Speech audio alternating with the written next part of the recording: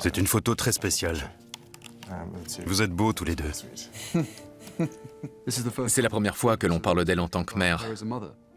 C'est dur à croire, mais on est tous les deux sur la photo. Ah bon? T'es dans son ventre. Génial. Je dirais que c'est une plaie à vif, encore aujourd'hui. Je pense à elle pratiquement tous les jours. Le 20e anniversaire de sa mort semble être le bon moment pour se rappeler de tout ce qu'il y avait de bon en elle. Et j'espère faire découvrir une facette de sa personnalité que certains ne connaissent pas. Pour rendre hommage à la princesse de Galles Diana, ses fils nous livrent pour la première fois leurs souvenirs les plus intimes. On a senti qu'elle nous aimait fort, Harry et moi. Et je suis heureux de toujours ressentir cet amour aujourd'hui. C'était le genre d'amour qu'en tant que fils, vous pouviez sentir même à l'autre bout de la pièce. Tu n'as jamais regretté d'avoir un frère et pas une sœur? Non, jamais. J'aime beaucoup celle-là. C'est mignon. À travers des photos et des vidéos d'elle, ceux qui l'ont connue et aimée nous dévoilent un nouveau visage de Diana.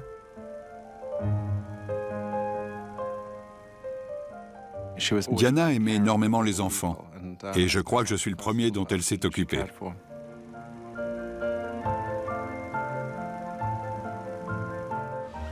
Notre mère avait vraiment une âme d'enfant. Elle aimait rire et s'amuser. C'était une maman très espiègle. Elle avait un humour assez provoquant. Vous n'imaginez pas les blagues qu'elle faisait. Elle était très gaie et elle aimait faire des bêtises. Mais elle ne perdait pas de vue que la vie de palais n'était pas la vraie vie. Regarde son visage sur ces photos. Elle dégage tellement d'amour et d'ondes positives. Je crois qu'elle voulait changer le monde. La mort de Diana, alors âgée de 36 ans à peine, émeut le monde entier et bouleverse le destin de ses deux fils. J'ai de la chance. Je suis heureux d'être son fils et d'avoir vécu à ses côtés pendant 15 ans. Elle nous a bien éduqués, elle nous a donné les bonnes armes et nous a préparés à affronter la vie jusqu'à ce qu'elle nous quitte. Elle était notre mère et elle le restera toujours. Comme je suis son fils, pour moi, c'était la meilleure mère du monde.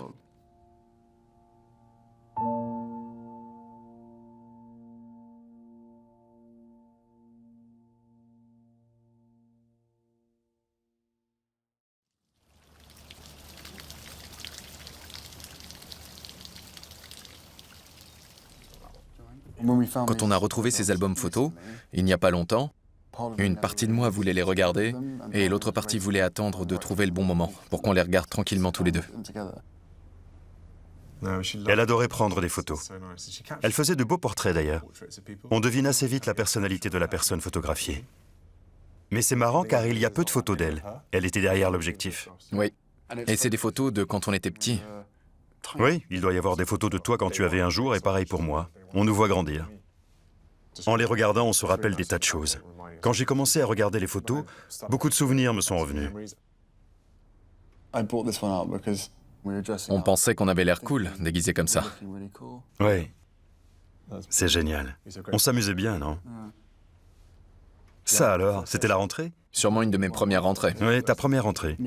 Je me disais que je serais avec mon grand frère et qu'il veillerait sur moi, mais tu m'as complètement ignoré. Je me suis dit que cette photo te plairait. C'est une photo de vous deux. Elle est belle, je trouve.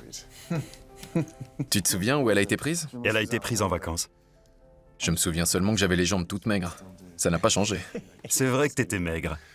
Tu avais aussi des sourcils blonds et touffus, et des taches de rousseur sur le nez. Elles ont disparu, non? T'en avais tellement. Elles reviennent de temps en temps. C'est marrant. C'est une belle photo. C'est des bons souvenirs. On a l'air heureux. Elle nous choyait.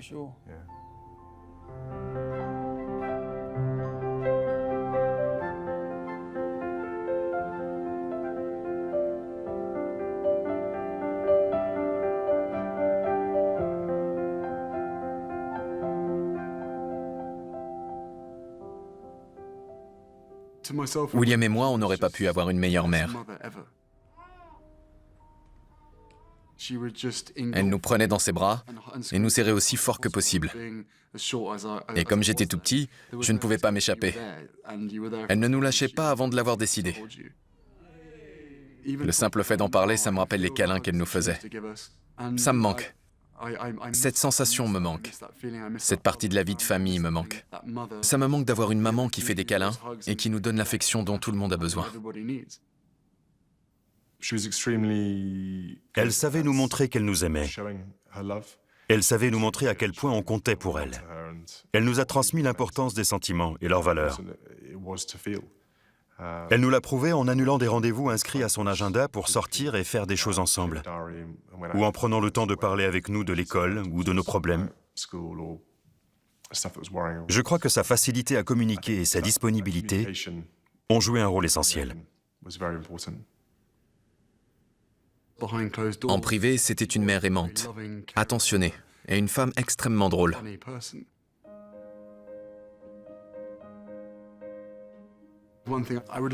Si je pouvais, il y a une question que j'aimerais lui poser aujourd'hui, parce qu'elle nous habillait toujours d'une façon super bizarre. Et en plus, on était assortis. Je pense surtout à ses shorts bizarres et ses chaussures vernies avec des boucles. En regardant les photos, je suis mort de rire. Je me dis, comment t'as pu nous faire ça? À partir d'un certain âge, William a commencé à protester et à dire « Mais c'est ridicule, je suis l'aîné, pourquoi est-ce que je devrais m'habiller comme lui ?» Et moi, à côté, je me disais « Attends, si on t'autorise à t'habiller autrement, il n'y a pas de raison pour que je sois le seul à m'habiller comme ça. C'est ridicule. » J'aime à penser qu'elle s'amusait bien en choisissant nos vêtements. Et si j'ai des enfants, je ferai pareil. Il ne se passe pas un jour sans que je pense à elle. Parfois, ça me rend triste, et parfois, j'ai un sentiment très positif. Souvent, j'esquisse un sourire quand quelqu'un dit quelque chose qu'elle aurait pu dire ou qu'elle aurait aimé. Les gens que vous perdez sont toujours présents d'une certaine manière. Et je ressens la présence de ma mère au quotidien. La Maison des Rois, l'abbaye de Westminster. Elle est depuis des siècles le berceau du pouvoir royal. Et aujourd'hui, elle est témoin d'un mariage royal. Leur mère aurait été fière d'eux aujourd'hui. On assiste à un moment unique. J'imagine que vous aviez un pincement au cœur le jour de votre mariage, que vous auriez aimé qu'elle soit là pour partager ce moment avec vous. Oui, en effet. J'avais anticipé ce moment. J'y avais pas mal réfléchi.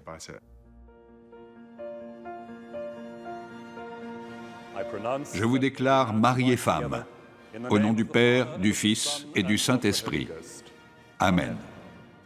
Le jour du mariage, j'ai vraiment ressenti sa présence. Vous savez, parfois, on regarde quelqu'un pour se rassurer ou se donner du courage. Eh bien moi, je pensais à elle.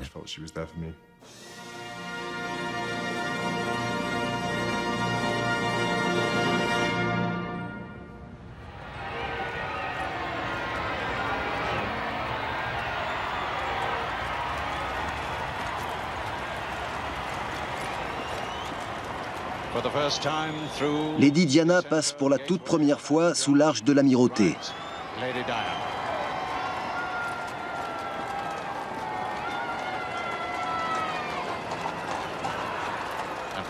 Quand elle sortira, peut-être soulèvera-t-elle son voile comme toutes les mariées royales et verra-t-on son beau visage. C'est le jour de son mariage que Diana captive l'imagination du monde entier.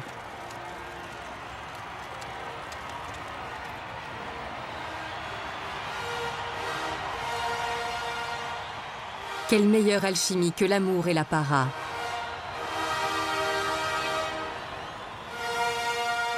La presse parle de mariage du siècle. Moi, Diana France, Moi, Diana France, accepte de prendre Charles Philippe Arthur George pour époux. pour époux. Le mariage de Diana est un événement joyeux auquel tout le monde s'identifie. Mais il revêt aussi un caractère plus solennel.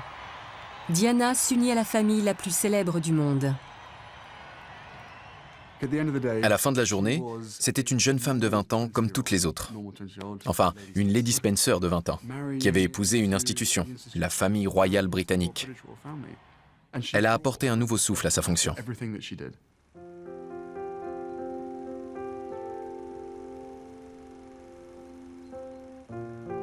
Diana Spencer a grandi dans une des plus grandes familles aristocratiques britanniques. Son père était cinéaste à ses heures. Ses films en Super 8 nous replongent dans la vie de la petite Diana.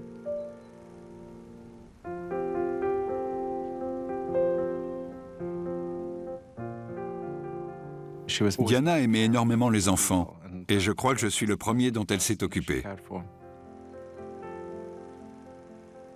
Ma mère a quitté le foyer quand j'avais 2 ou 3 ans. C'était la seule figure féminine dans ma vie. On passait beaucoup de temps ensemble.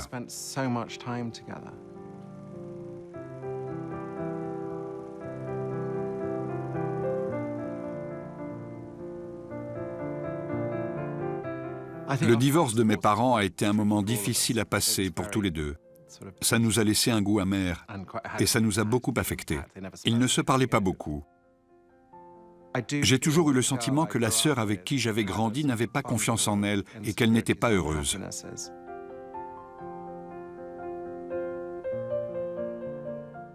C'est grâce à sa sensibilité et sa vulnérabilité qu'elle s'entendait si bien avec les gens qui traversaient des périodes difficiles. Ses paroles leur redonnaient souvent espoir. Diana a énormément changé en grandissant. Elle a pris confiance en elle. Elle s'est épanouie. Elle a pris conscience de son potentiel humoristique. Elle avait un grand sens de l'humour. Ses amis du sexe opposé se sont rendus compte qu'elle devenait une jeune femme intéressante et séduisante. Diana était entourée d'un petit cercle d'amis intimes. Aujourd'hui, il parle d'elle pour la toute première fois. La première fois que j'ai vu Diana, c'était lors d'une partie de golf au château de Balmoral. Mon père était un bon ami de la reine. C'était à mon tour de jouer quand j'ai aperçu cette jeune beauté à l'horizon. Elle était souriante et pleine d'énergie. C'est la première fois que je l'ai rencontrée. Et je crois que, comme tout le monde, elle m'a fait grande impression. Je suis à peu près sûr d'avoir frappé ma balle à côté, mais nous sommes devenus très bons amis. Lady Caroline Warren était une amie de la famille de Diana. J'avais 15-16 ans. Elle était un peu plus âgée que moi. Elle était très drôle et rayonnante. Elle était aussi très attentionnée. Si vous étiez un peu déprimé ou que vous vous étiez disputé avec votre petite amie, elle était toujours la première à venir vous réconforter.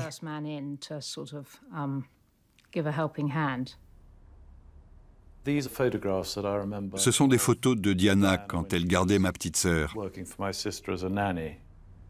Diana avait 14 ans lorsque William van Strabonze l'a rencontrée. Elle était timide, assez peu sûre d'elle, un peu naïve et crédule aussi. C'était facile de la faire marcher et de la taquiner, mais elle ne se vexait pas. Cependant, on ne se doutait pas un instant du genre de femme qu'elle deviendrait. Elle portait des polos avec des dessins d'hippopotames, des jeans. Elle ne faisait pas attention à son image. Elle me piquait même mes chemises car elle pensait que ça lui allait bien. Quand on la voyait seule dans son coin, elle lisait généralement un bouquin à l'eau de rose. C'était une grande rêveuse. Au fond d'elle, elle attendait le prince charmant.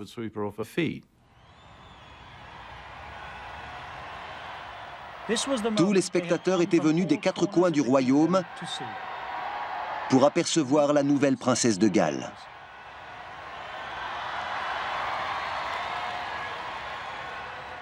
Le jour du mariage, je me souviens être rentré chez ma mère en me disant « Une bonne chose de faite, on peut passer à autre chose ». Mais je ne me rendais pas compte qu'elle était devenue une superstar.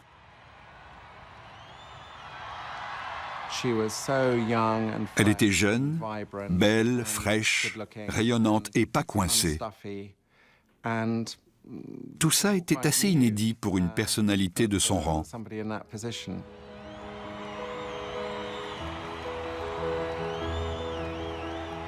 Trois mois seulement après son mariage, Diana débute sa vie d'Altesse royale par une tournée au pays de Galles. Elle n'a reçu aucune formation. Elle doit se jeter à l'eau. À ses côtés, la dame d'honneur qui l'accompagnera pendant 10 ans. C'était un baptême du feu pour toutes les deux. C'était une expérience extraordinaire. Tout ce bruit, les acclamations, les cris d'enfants, ça a dû être très intimidant.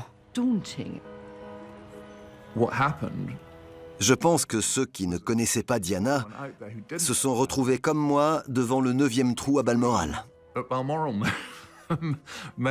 Tout le monde a compris qu'elle était naturelle et qu'elle n'essayait pas de se faire passer pour quelqu'un qu'elle n'était pas.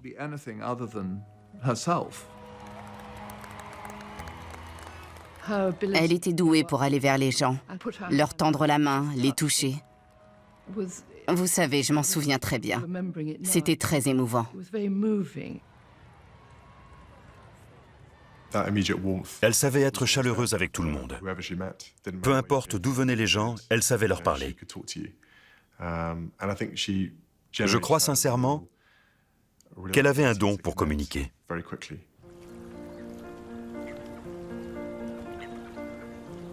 Les princes William et Harry ont grandi au palais de Kensington, la maison de leur enfance. Ce lieu a toujours été un havre de paix où leur mère s'efforçait de leur garantir une vie de famille ordinaire. Ma mère tenait plus à son rôle de mère qu'à celui de princesse. Malgré tous les défis que l'on rencontre en élevant des enfants sous les feux des projecteurs, elle voulait qu'on ait une vie aussi normale que possible. Elle nous emmenait manger des burgers de temps en temps. On allait en douce au cinéma.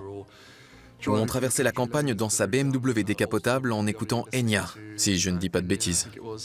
C'était le bon vieux temps.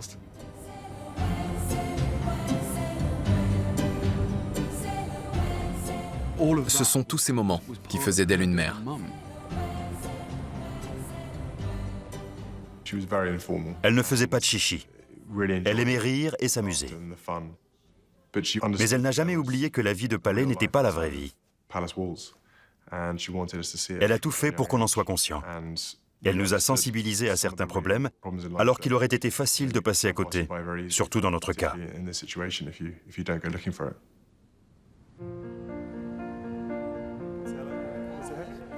Bonjour, comment allez-vous? Comment vous appelez-vous?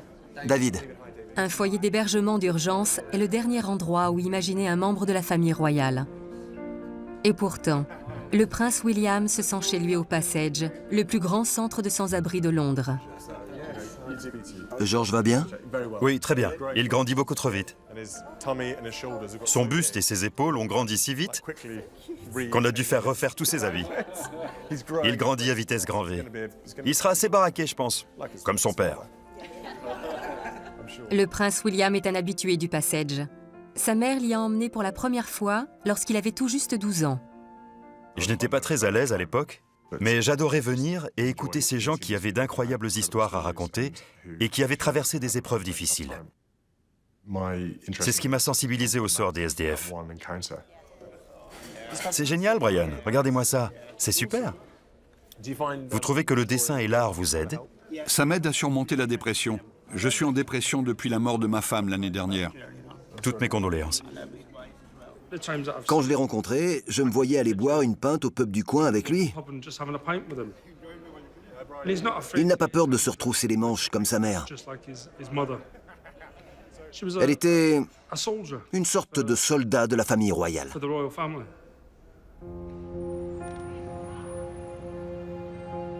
Le problème des sans-abri est un des premiers dont la princesse de Galles va s'occuper.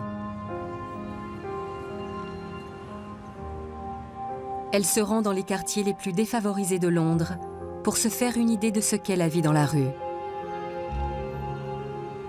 Elle m'a réveillé. Je l'adore. Elle m'a dit « Oh, c'était pas la peine de vous mettre sur votre 31 ». Et j'ai répondu que mon smoking était au pressing. Victor Adeboilé dirige alors Centrepoint, la plus grande fondation d'aide aux sans-abri, et travaille aux côtés de Diana pour sensibiliser l'opinion au sort des mal-logés. Elle pensait sincèrement que la situation dehors dans la rue n'était pas normale, surtout dans un pays riche. Elle me l'a dit. Elle trouvait cette situation indigne et inadmissible. La princesse mène une véritable bataille.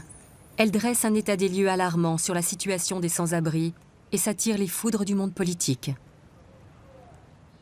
Je suis atterrée par le sort des jeunes gens dans la rue, les dangers auxquels ils s'exposent et leur vulnérabilité. Dans un contexte de réduction budgétaire, son discours est perçu comme une charge contre le gouvernement. La princesse est une jeune femme déterminée et volontaire. Elle est aussi charmante et agréable. Et prendre la parole comme elle l'a fait, Son discours sur les jeunes sans-abri a interpellé les députés au Parlement. Par conséquent, on a été accusé de politiser la famille royale. Je l'ai trouvée très courageuse. Elle est restée calme et déterminée. Elle aurait pu nous laisser tomber, dire que c'était trop dur à gérer car c'était un sujet sensible. Mais c'est comme ça qu'on fait bouger les choses, en défendant les causes auxquelles on croit. Ça n'a pas dû être facile pour elle. Je crois qu'elle avait beaucoup de pression sur les épaules, de par son rôle de représentation et ses activités associatives.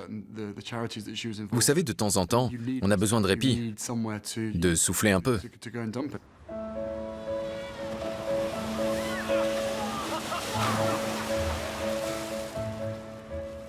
Elle était toujours pleine d'enthousiasme, d'énergie, d'espoir. C'était aussi quelqu'un de très chaleureux. Elle était pétillante, ça faisait partie de sa personnalité. Ce qui comptait le plus dans sa vie, en particulier en privé, c'était nous. Et je crois aussi que quand on passait du temps ensemble, son côté enfantin ressortait.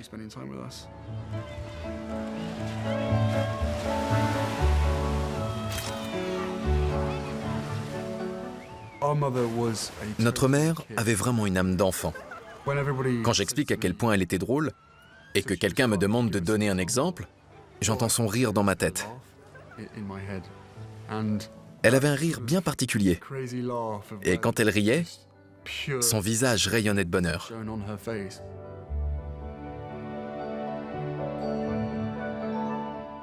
Elle me disait toujours, « Tu peux faire toutes les bêtises que tu veux tant que tu ne te fais pas prendre. » C'était une maman très espiègle. Elle venait nous voir jouer au foot et elle glissait discrètement des bonbons dans nos chaussettes. Je revenais de mon match de foot et je trouvais 5 paquets de bonbons. Pareil, nos maillots débordaient de bonbons. Je regardais autour s'il y avait quelqu'un et je mettais tout dans ma boîte à déjeuner avant de la fermer à clé. Elle adorait envoyer des cartes. Et elle choisissait les plus osées. J'allais à l'école et je trouvais une lettre de ma mère. Elle trouvait des cartes un peu embarrassantes ou drôles, et elle écrivait des choses touchantes. Mais je n'osais pas l'ouvrir de peur qu'un prof ou un autre élève ne la voie.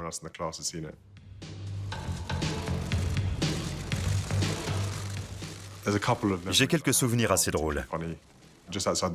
Un jour, je rentrais de l'école et il y avait Cindy Crawford, Christy Turlington et Naomi Campbell en haut des escaliers.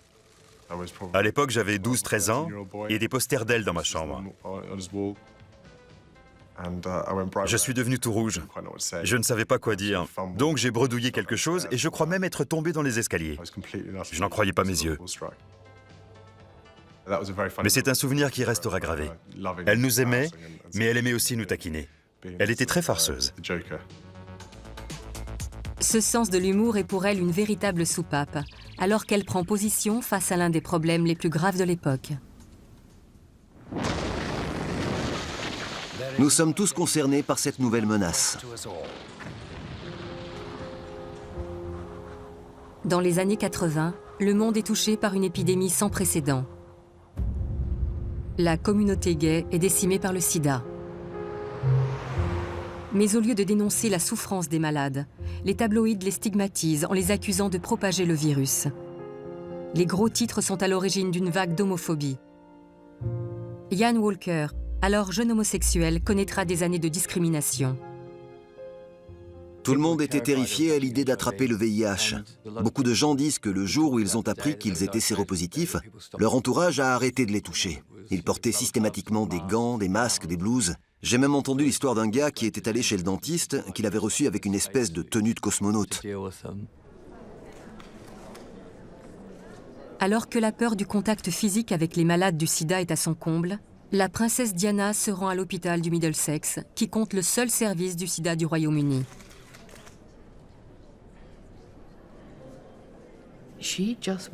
Elle est entrée dans une chambre où se trouvait un jeune homme. Et elle a fait ce qu'elle aurait fait avec n'importe qui. Elle lui a serré la main. Et la photo a fait le tour du monde.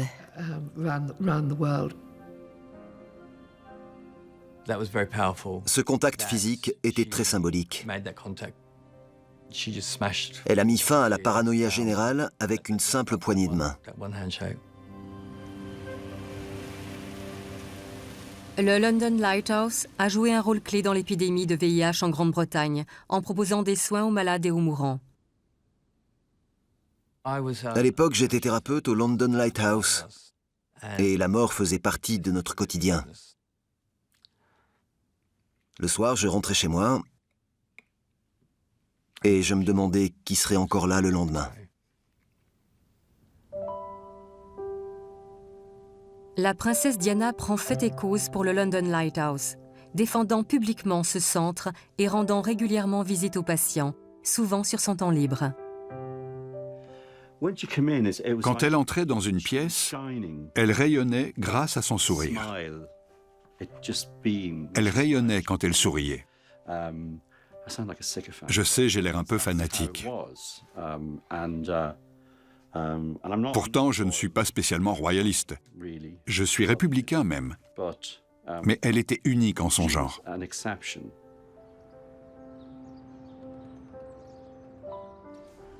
Bonjour. Enchanté. Bonjour. Bonjour, comment allez-vous? Ravi de vous rencontrer. Sir Elton John, un ami de Diana, s'est comme elle engagé en faveur des malades du sida. Elle vous rendait visite sans prévenir? Le prince Harry le retrouve au Lighthouse pour en savoir plus sur l'engagement passé de sa mère. On pensait que cette maladie ne touchait que les gays. Diana était membre de la famille royale. C'était une femme, hétéro. C'était une bénédiction que quelqu'un comme elle s'intéresse à l'épidémie. Ça se voit d'ailleurs. C'est ce que j'allais dire. Quand on y pense, à l'époque, l'avenir était sombre. Et on était condamnés. Tout à fait. Ils étaient a priori condamnés, mais sur cette photo, tout le monde sourit. Grâce à elle, oui, exactement. C'est grâce à l'énergie qu'elle dégageait. Quand on regarde les photos, elle affiche constamment un visage radieux. Elle avait cette faculté, et je lui ai dit qu'il en avait hérité. Il m'a remercié d'ailleurs. Elle avait cette faculté à mettre les gens à l'aise et à les rassurer. J'ai rencontré peu de gens comme ça au cours de ma vie. Quand elle entrait dans une pièce, elle nous faisait oublier nos problèmes.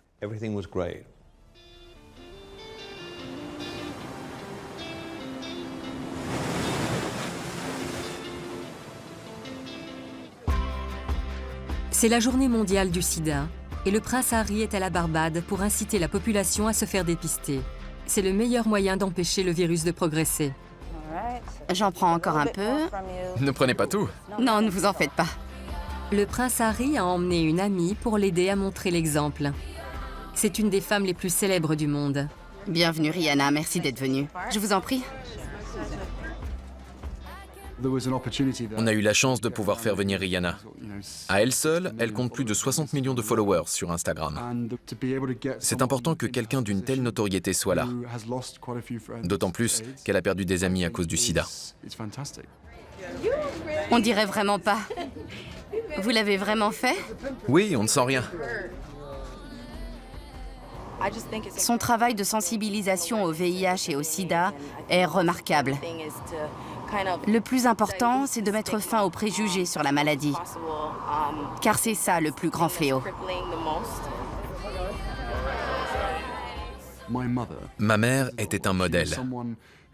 Malgré son jeune âge, elle s'est impliquée corps et âme pour défendre les causes qui lui semblaient justes. Je trouve ça fabuleux. Heureusement qu'elle était là.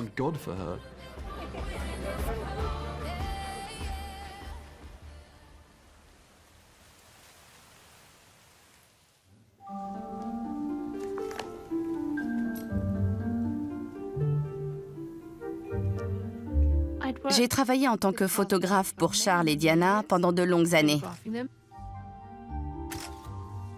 À force de partager leur quotidien et de capturer tous ces moments de vie, vous faites un peu partie de tout ça. Je n'ai pas pu m'empêcher de m'attacher à eux. Je ne voulais que leur bonheur.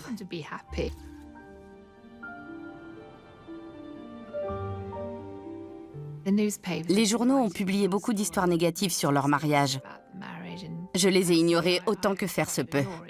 Je ne voulais pas les lire, je ne voulais pas les croire. J'étais un peu dans le déni. C'est lors d'un voyage en Corée que j'ai ouvert les yeux sur l'état de leur relation.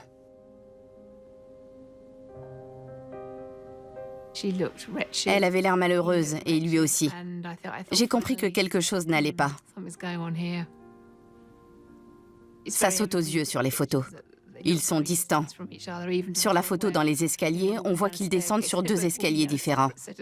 Il y a un mur entre 2. Ça illustre parfaitement la situation. Ce voyage ne s'est pas vraiment bien passé.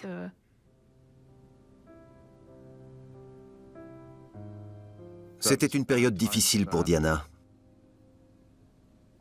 Elle n'était plus aussi pétillante.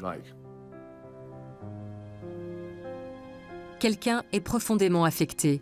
C'est la belle-mère de Diana. Je me suis entretenu avec la reine à Balmoral. Elle a voulu discuter avec moi car elle était inquiète. Elle se faisait du souci pour Diana.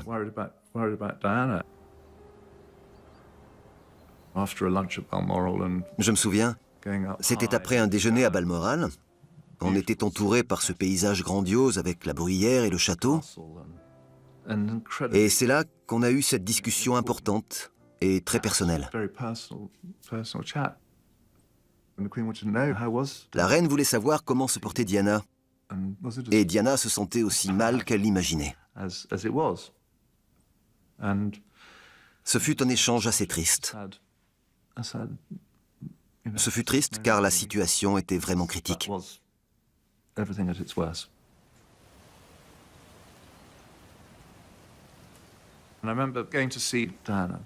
Je me suis rendu au palais de Kensington à un moment où ça n'allait pas fort dans son mariage. Elle était à fleur de peau. Mais tout à coup, les garçons ont débarqué de nulle part en robe de chambre avant d'aller se coucher, et son visage s'est illuminé. On est passé d'une conversation triste à... Vous voyez, je n'oublierai jamais ça. Ils lui ont sauté dessus, il courait dans tous les sens. Malgré toutes les épreuves qu'elle traversait, on voyait que ce qui comptait le plus à ses yeux étaient ses 2 fils.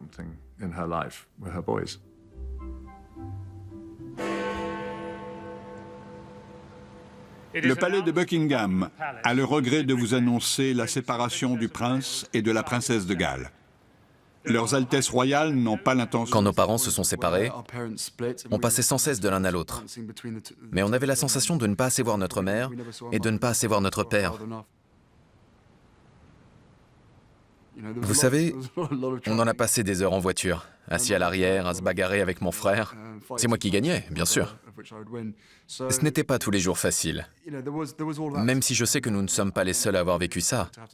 En tout cas, on a grandi dans ce contexte un peu particulier.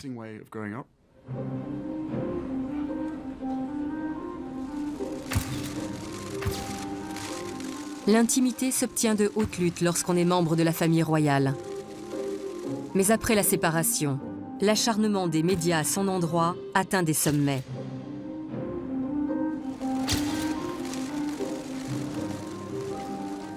Je me souviens surtout d'un voyage. Nous étions à Leyck, en Autriche, et le palais avait organisé une séance photo le tout premier jour.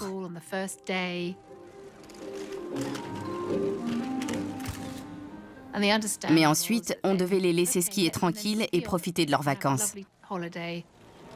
Donc ce jour-là, la séance photo était passée et ils n'étaient plus censés voir de journalistes. Mais quand Diana a essayé de se rendre dans une boutique de bonbons en ville avec les garçons, les photographes étaient là à courir dans tous les sens comme des rats. Ils voulaient tous être en place pour leurs photos. Ils se poussaient, commençaient à se bagarrer, certains tombaient. Les garçons ont eu très peur ce jour-là. J'étais déjà dans la boutique quand Diana est arrivée. Cette situation l'exaspérait. Elle ne comprenait pas pourquoi il s'acharnait. Elle avait rempli sa part du contrat en faisant la séance photo. Qu'est-ce qu'il voulait de plus? Elle m'a dit « Je ne veux plus jamais voir mes fils dans cet état ».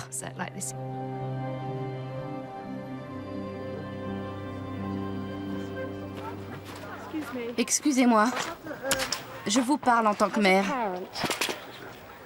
Pourriez-vous laisser mes fils un peu tranquilles? Je les ai amenés ici passer les vacances. Et on aimerait être un peu tranquille. Je pourrais juste prendre une photo? Non, Et après, je vous laisse tranquille. non, je tiens à protéger mes enfants.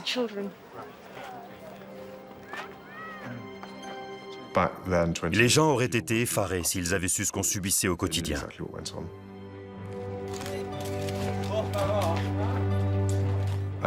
Je crois que la presse a un peu perdu les pédales. Ils ont perdu toute notion de décence. Ils ne savaient plus ce qui était convenable ou non.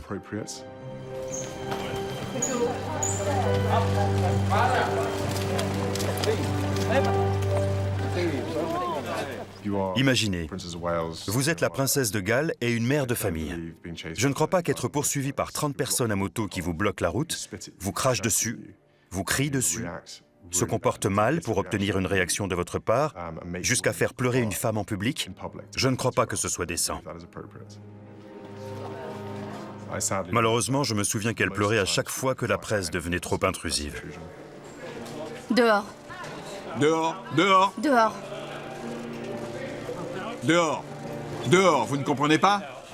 Bon voyage. Harry et moi, nous étions en première loge. Si j'ai retenu une leçon, c'est de ne jamais les laisser aller trop loin, car il est impossible de faire marche arrière. Il faut instaurer des limites et les respecter. Autrement, ça peut faire des dégâts des deux côtés.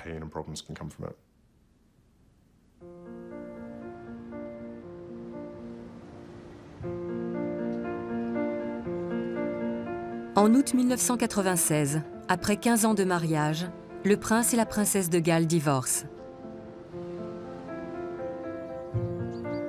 Diana est libre de choisir un nouveau destin.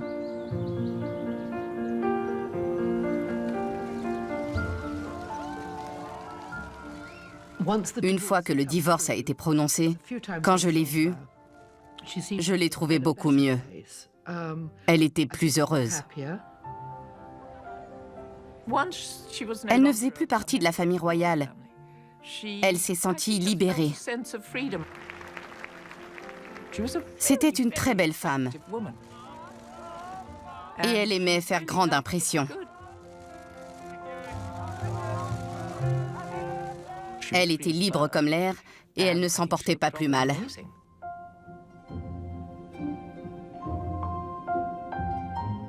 Ma mère aimait beaucoup la mode.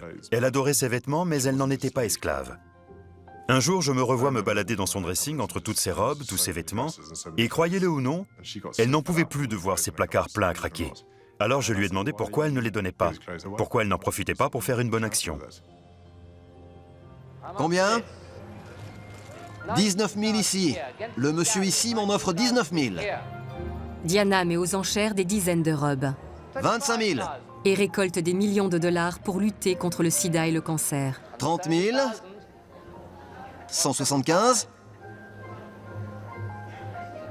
Je savais qu'elle renchérirait. 200 000.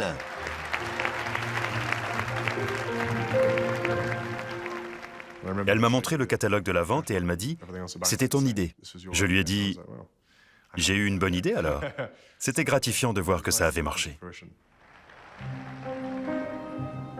La vente de ces robes marque un tournant dans la vie de Diana. Elle oblige désormais la presse à s'intéresser à ce qu'elle fait et non plus à ce qu'elle porte. Elle a mis son nom, son image et son énergie au service des causes qui la touchaient. Elle savait que ses actes pouvaient avoir des conséquences positives à travers le monde.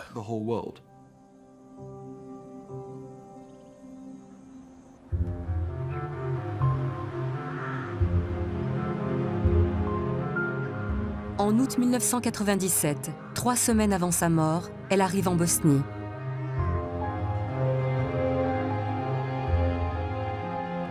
Le pays a été déchiré par une violente guerre civile. 1 million de mines antipersonnelles sont encore enfouies sous terre, ce qui en fait un des endroits les plus dangereux du monde. Diana est escortée par 2 fervents militants anti-mines. Prendre de tels risques avec 2 Américains, 2 cow-boys estropiés, on avait une jambe entière à nous deux. On était en Bosnie, sans le sou. Je ne lui aurais jamais conseillé de nous suivre, mais elle a décidé de le faire quand même. Je n'avais le droit d'informer personne de sa visite en Bosnie. Pas même l'ambassade, ni les ambassadeurs, personne. Ce n'était pas un voyage de tout repos, au contraire. Ce n'était même pas gai non plus. On était dans la Bosnie d'après-guerre. Mais du matin au soir, elle rendait visite à des rescapés. La plupart des gens fuient la souffrance. Ils ne peuvent pas écouter les autres évoquer leur souffrance ni donner de leur personne. Mais la princesse de Galles, si.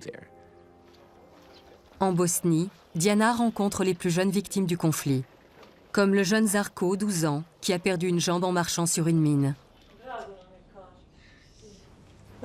Je reste sur mes gardes. Ils ne sont pas toujours très gentils. Avant de la rencontrer, je pensais qu'elle porterait une robe blanche de princesse et qu'elle aurait une baguette magique. Personne ne nous venait en aide.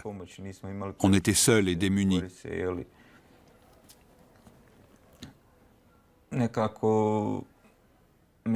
Elle m'a rassuré. Je savais qu'on ne manquerait plus de rien.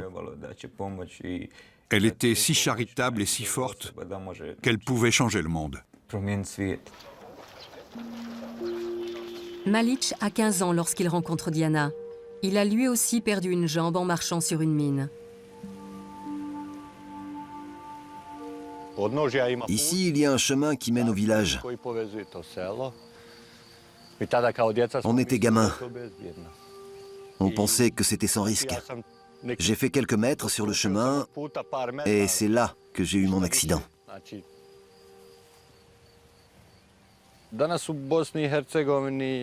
Aujourd'hui, en Bosnie-Herzégovine, beaucoup de gens qui ont connu la guerre se suicident.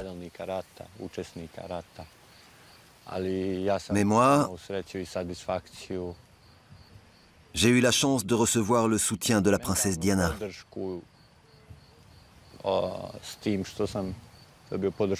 C'est comme si un vent puissant me poussait et m'aidait à avancer. Aujourd'hui, 20 ans plus tard, il n'y a plus de mine antipersonnelle. Mais la princesse n'est plus là non plus. L'absence de mine ici, c'est un peu la preuve de son passage.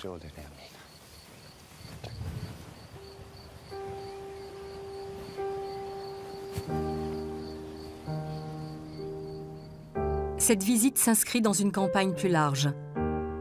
En coulisses, Diana milite pour l'interdiction totale des mines antipersonnelles. Il y a un mois environ, j'ai retrouvé tout un tas de lettres sur son bureau. Des lettres datées du 31 août. Elle avait plein d'idées en tête. Elle écrivait aux personnes concernées pour leur dire « Il faut procéder ainsi pour mettre fin à cette catastrophe ». J'ai pris conscience, il n'y a pas si longtemps, de l'influence qu'elle avait dans ce domaine à l'échelle internationale. 3 mois après la visite de Diana en Bosnie, un traité international interdisant les mines terrestres est signé. C'est sans conteste sa plus grande victoire. Elle était capable d'influencer l'opinion de millions et de millions de personnes.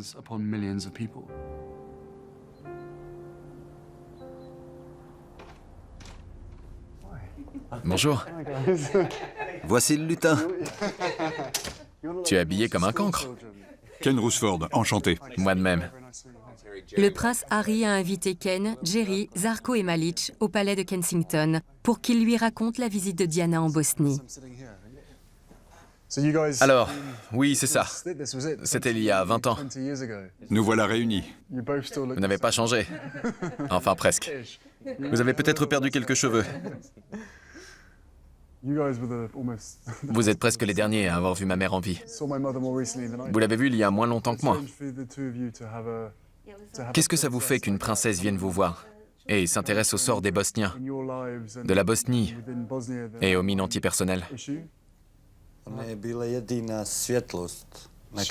Pour nous, elle représentait la lumière au bout du tunnel. Je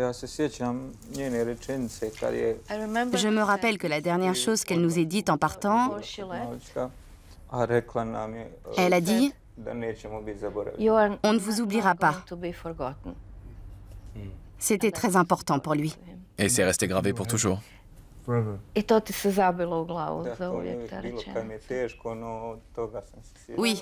quand je traverse des moments difficiles, j'y repense. Pour le 20e anniversaire de cette visite en Bosnie, le prince Harry veut terminer le travail entrepris par sa mère. Il lance une campagne qui a pour objectif l'élimination de toutes les mines restantes. Quand ma mère a commencé à alerter la population à ce sujet, elle ne pensait pas à la politique, mais aux habitants de la région. Quand ma mère a dit au revoir à Žarko en août 1997, quelques semaines avant sa mort, elle lui a dit qu'on ne l'oublierait pas. Alors aidez-moi à tenir la promesse qu'elle a faite à Žarko et Malić et à tous ceux qui, à travers le monde, attendent que l'on finisse ce qu'elle a commencé. Merci.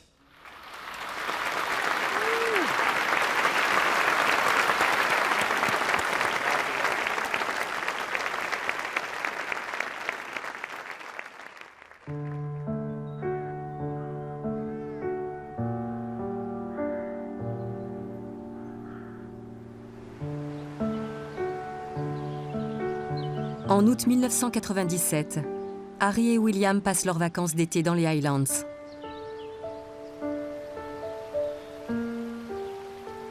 Lorsque leur mère est loin d'eux, elle les appelle très régulièrement. Le tout dernier souvenir que j'ai d'elle, c'est un coup de téléphone à Balmoral. Avec Harry, on s'amusait, on courait partout, on jouait avec nos cousins, on passait du bon temps. Quand j'étais petit, je n'aimais pas parler au téléphone avec mes parents. On passait beaucoup plus de temps à se parler au téléphone qu'à se parler en vrai à cause de leur séparation. Le téléphone a sonné et William est allé lui parler. Ça a duré 5 minutes. Harry et moi, on s'est dépêché de lui dire au revoir et on a filé aussitôt.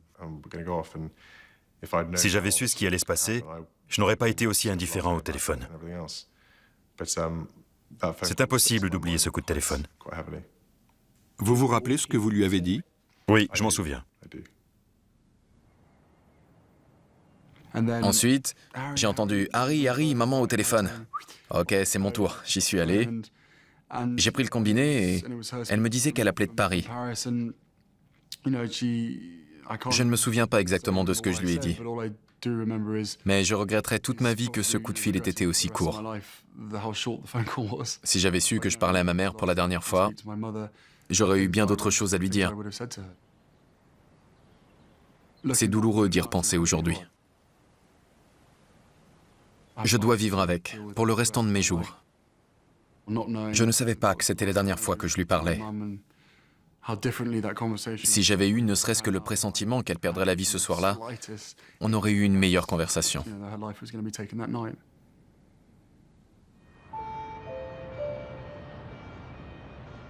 La princesse a été conduite en soins intensifs suite à son accident de voiture.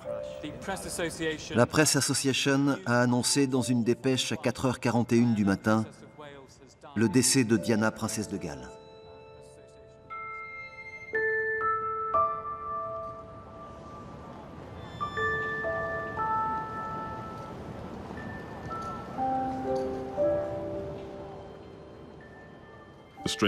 Ce qui m'a le plus surpris, c'est que des centaines de milliers de personnes se soient réunies dans les rues du centre de Londres.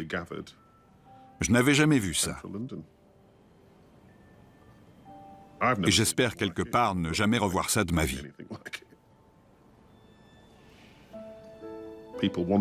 Les gens cherchaient à se rapprocher d'elle.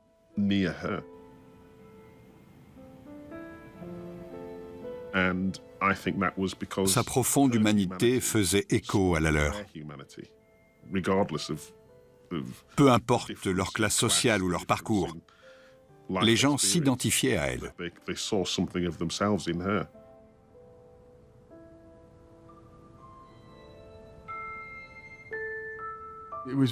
C'était vraiment surprenant après sa mort, ce déferlement d'amour et d'émotion, venu de personnes qui ne l'avaient jamais rencontrée. Avec William, on marchait dans les jardins du palais de Kensington quand on a vu une marée de fleurs des grilles du palais jusqu'à Kensington High Street.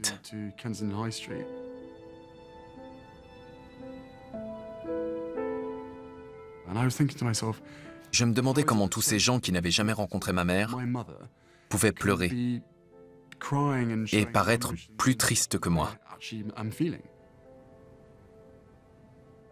Aucune situation n'est comparable, vraiment.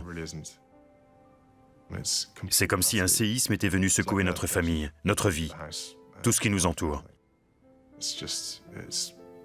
J'étais détruit. J'ai mis du temps à l'accepter.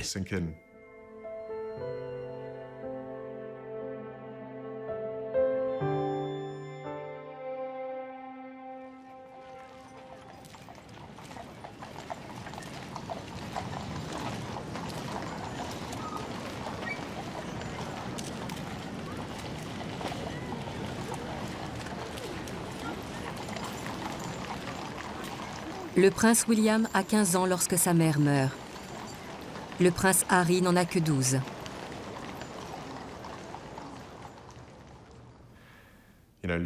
Perdre une personne aussi proche est ravageur, en particulier à cet âge. Je crois qu'on se retrouve complètement déboussolé, qu'on ne sait plus où on en est et ce qui se passe autour de nous.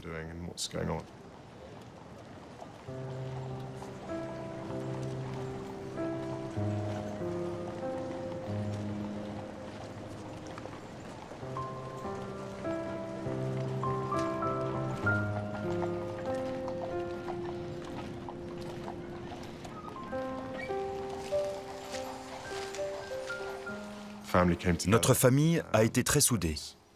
Harry et moi, on a essayé d'en parler tant bien que mal, mais à cet âge, c'est dur de s'exprimer ou de mettre des mots sur ce que l'on ressent.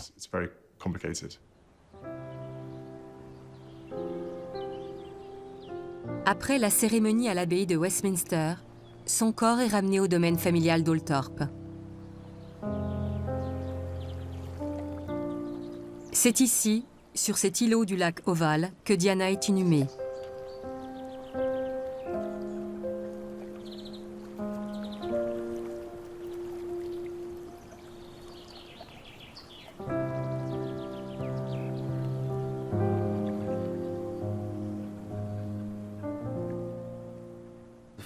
C'est à son enterrement sur l'île que j'ai enfin réussi à pleurer. Et je crois que depuis, je n'ai pleuré qu'une fois en pensant à elle. Je crois qu'il me reste beaucoup de souffrance à évacuer.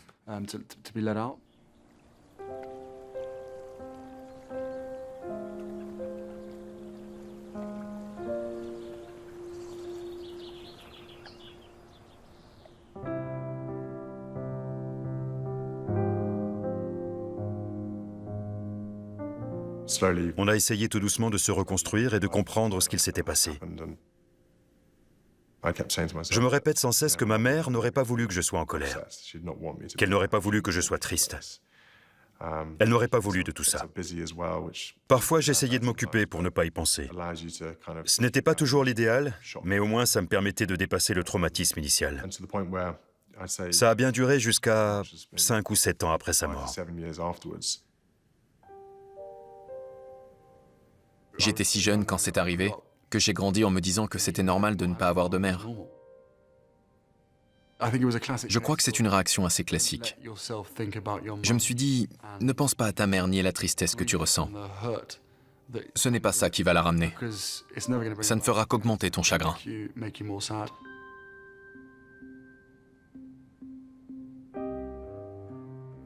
Chacun gère la souffrance à sa manière. Moi, j'ai préféré réprimer ce sentiment, l'ignorer. Pendant les 10 ans que j'ai passés à l'armée, j'ai continué à faire l'autruche, mais j'étais complètement perdu. J'ai traversé une dure période où j'ai essayé de régler mes problèmes.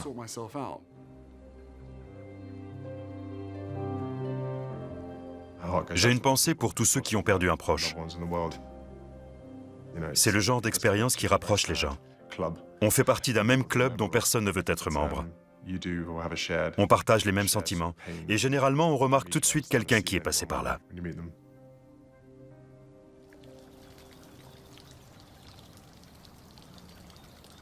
Parler du décès d'un parent ou d'un enfant reste un des grands tabous de notre époque. Mais détail poignant, quelques années avant sa mort, Diana est une des premières personnalités à prendre publiquement position à ce sujet.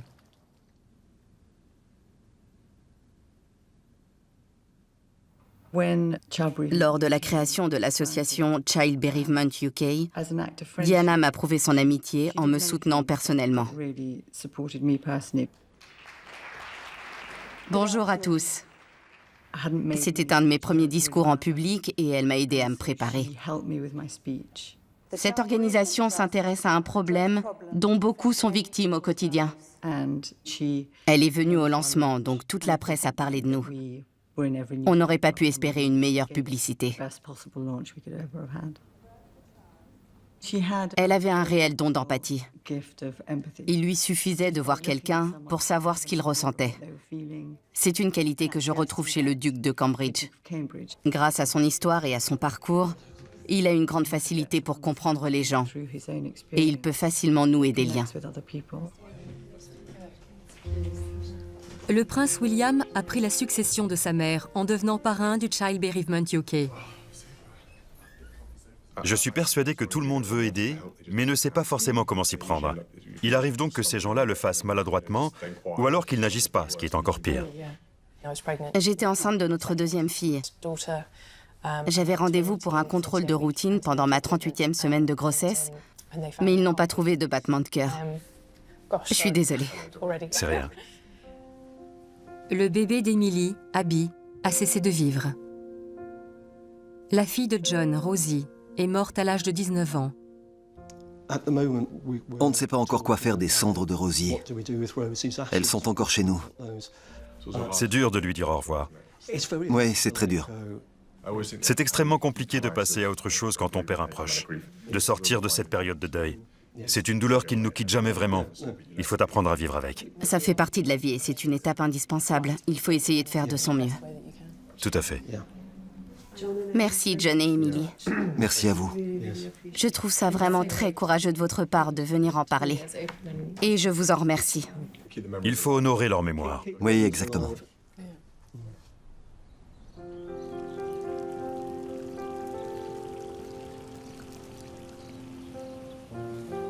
Pour le 20e anniversaire de sa mort, un jardin a été inauguré au palais de Kensington afin de commémorer sa vie et son œuvre. Graham Dillamore était tout jeune quand il a commencé à travailler pour Diana. On a eu la chance de la connaître, de travailler pour elle à cette époque. Moi, j'aurai toujours une pensée pour elle dans ce jardin. On a épluché des magazines avec des photos de Diana. Ce sont les tons blanc, crème et pastel qui ressortaient. Donc on a eu l'idée de suivre ce thème dans le jardin. On pensait que le résultat serait sympa.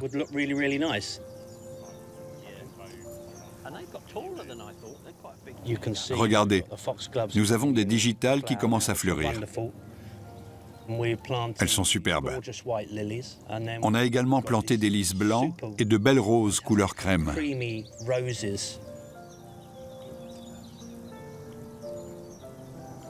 J'ai vu les princes jouer ici quand ils étaient petits. Je les ai vus lancer leur ballon de rugby dans les roses. C'était marrant à voir. Ça me faisait penser à mon propre jardin avec mes enfants. Quand je repense à cette période, ce ne sont que des bons souvenirs qui me viennent à l'esprit.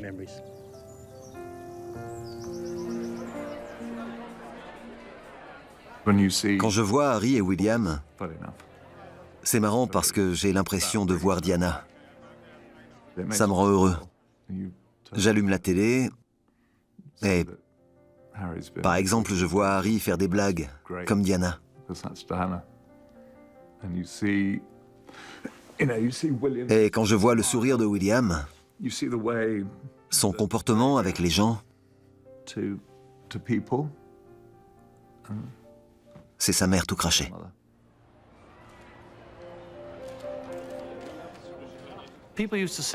On m'a souvent demandé si j'étais amoureux de Diana. Mais bien sûr que j'étais amoureux d'elle. Tout le monde était amoureux d'elle. Peu importe son âge, son sexe, sa religion, tous ceux qui la connaissaient étaient amoureux d'elle. C'était une femme exceptionnelle.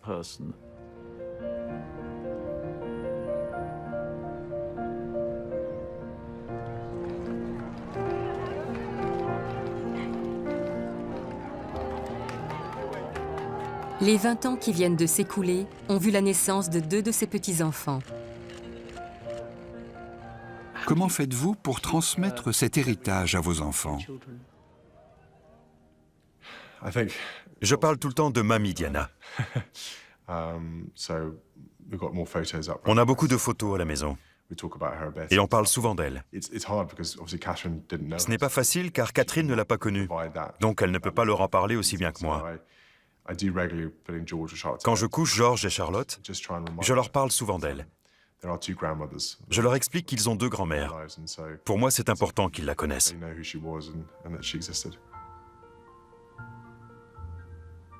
Je crois qu'en tant que grand-mère, elle nous en aurait fait voir de toutes les couleurs. Elle adorait les enfants, mais elle nous en aurait fait voir de toutes les couleurs. Je suis sûr qu'elle serait venue leur donner leur bain, qu'il y aurait eu du bain moussant et de l'eau partout et qu'elle serait repartie comme si de rien n'était.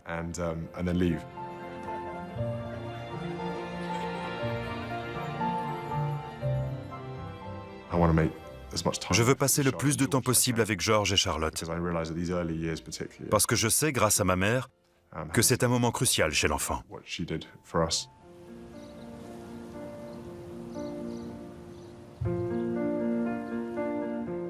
J'ai trouvé d'autres photos. J'aime beaucoup celle-là. C'est peut-être dur à croire, mais on est tous les 2 sur la photo.